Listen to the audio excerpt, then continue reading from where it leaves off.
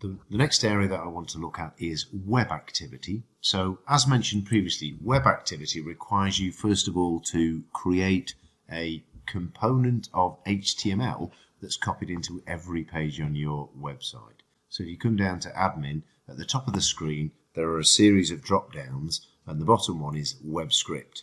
Web script allows you to create HTML for different websites if you want to. So in our main production website, this is the script that we've created that sits within the page, and every visit to that page, every page in the website in fact, is tracked, providing that the visitor to the website has previously interacted with an AMA email. So effectively they've clicked. And I can add as many websites as I like. So if I want to, up in the top right hand corner, new site allows me to generate HTML code to use with a different website. So the output is in the web activity area. I've had to redact the data here for obvious reasons because this is live data, but within any time period controlled by the filters at the top of the screen there, I can see details of people who visited our website.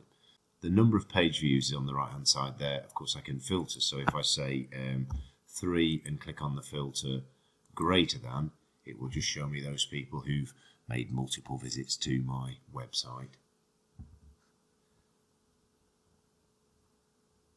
Under the Actions button at the top of the screen, at any time if I want to, I can export that data directly into an Excel spreadsheet from the system based on a time period that I pre-select.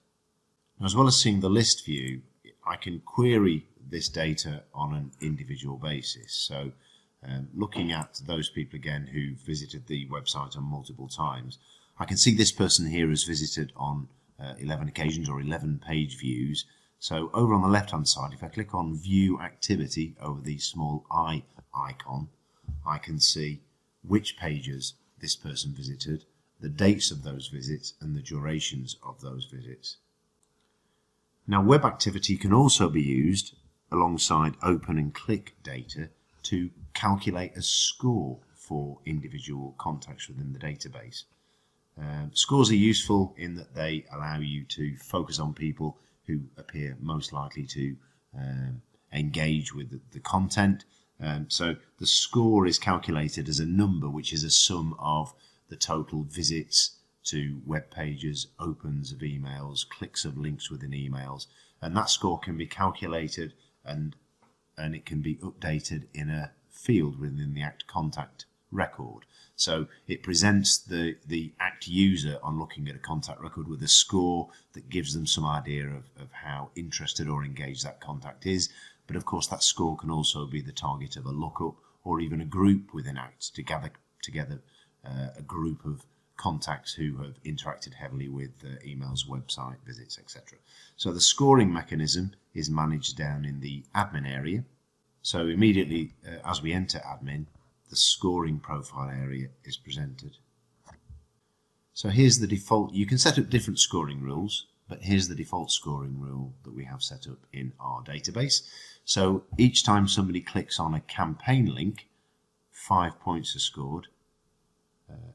Emails, 1 point scored. And of course the difference is that emails in all email marketing tools are reported in the same way really. If an email is exposed in an inbox, sometimes it's just in a preview pane. If the images are enabled, it can show as an open, but it doesn't necessarily mean that the target has really engaged with that content. They could have just glanced at it in a preview pane or opened it and dismissed it. So that's why it has a low score of 1. Whereas a click is much more specific. A click does mean that the target contact has clicked on a hyperlink, which suggests, of course, that they've opened the email, they've read the content, they've understood it, and they're expressing a desire to learn more about that topic. So clicks are king, really. So we give that a higher score of 5.